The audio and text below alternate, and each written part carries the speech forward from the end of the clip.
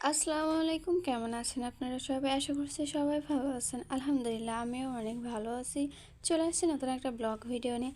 এখানে দেখতে পাচ্ছেন সবুজ সবুজ কত সুন্দর, এগুলো কি জানেন? এগুলো হচ্ছে আদা গাছ।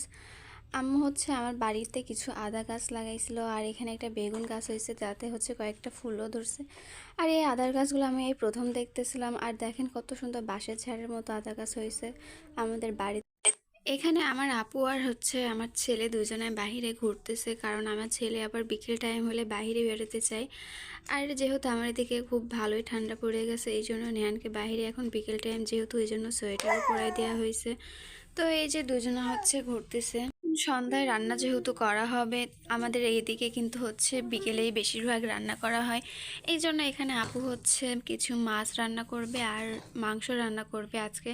আর আজকে কিন্তু যেহেতু বোন আসছে, এই জন্য বোনের জন্য বোনই রান্না করতেছে। কারণ জানেন কি, আমার আপু কিছুদিন যাবৎ হচ্ছে অসুস্থ ছিল, যে কারণে কোনো রান্না টান্না কোনো কিছুই করতো না। আজ হচ্ছে আমি আসছি বিধায় আপু আজকে নিজে স্বেচ্ছায় রান্নাঘরে গেছে। আর রান্না করার জন্য যে আজ আমি নিজেই আমার বোনকে রান্না করে খাওয়াবো, এটা কিন্তু আপু আমাকে বলতেছিল। তো আমিও ভাবলাম যে কতদিন পর আপুর হাতের রান্না খাইতেছি, কারণ অনেক দিনই হচ্ছে আপুর হাতে রান্না খাওয়া হয় না। আর আম্মুর হাতেই আসলেই আম্মুর হাতেই খাওয়া হয়। আমার আপু কিন্তু অনেক সুন্দর রান্না করতে পারে, যেহেতু আপু আজ নিজের স্বেচ্ছায় রান্না করতে চাচ্ছে, এই জন্যই বললাম তুমিই রান্না করো তাহলে, অনেক দিন যেহেতু তোমার হাতের রান্না খাওয়াও হয় নাই। তো এখানে আমার আপু প্রথমে মাছটা রান্না করবে, যেহেতু এই জন্য মাছটাকে ভালো করে হলুদ লবণ দিয়ে মাখাই নিচ্ছে। আর এইদিকে কড়াইতে তেলও দেওয়া হয়ে গেছে। আমার এখানে কিন্তু মাটির চুলাতে রান্না করা হয়, আর আমার মাটির চুলাতে রান্না করে মানে যে কোনো তরকারি বা খাবারই আমার খুব ভালো লাগে খেতে। আমার বাসায় গ্যাসে রান্না করা হয় যেহেতু, এজন্য আমার অতটাও মজা লাগে না। আর আমার আম্মুর কাছে আসলেই মনে হয় যে মাটির চুলার রান্না আমার কাছে এতটা পরিমাণ ভালো লাগে খেতে, যা বলে বোঝানো যায় না।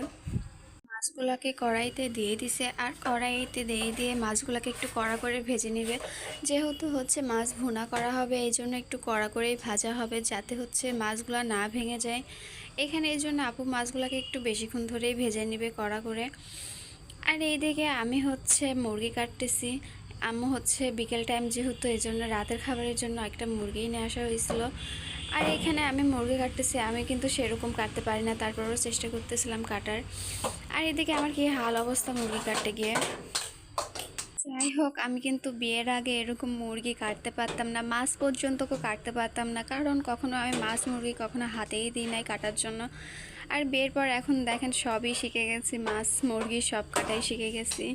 এখন হচ্ছে মনে হয় এই যে আগের জীবনটা আর এখনকার জীবনটার কত তফাৎ। আর এখন আস্তে আস্তে আমি সব করাই শিখে গেছি। এখানে মুরগিগুলোকে আমি কয়েক সাইজ করে কেটে নেব ভালো করে। আর আজকে আমরা দুই বোন মিলেই রান্না বান্না করব। আর আমার আম্মু হচ্ছে নিহানকে নিয়ে সামলাবে, কারণ যেহেতু যতবারই আসছে না কেন আম্মুই রান্না করে, আর নিহানকে আমরাই সামলাই। আম্মু তো এরকম সেই রকম সামলাতে পারতো না, এই জন্য হচ্ছে নিতেও পারতো না। তার কারণে আজকে আমরা দুই বোনে বলছি যে আম্মু আজকে আমরা রান্না বান্না করবো দুই বোন মিলে, আর তুমি হচ্ছে তোমার নাতিকে সামলাবা। তো এখানে আমি আপুকে কুটে বেছে আগায় দিচ্ছিলাম, আর আপু রান্না করতেছিল।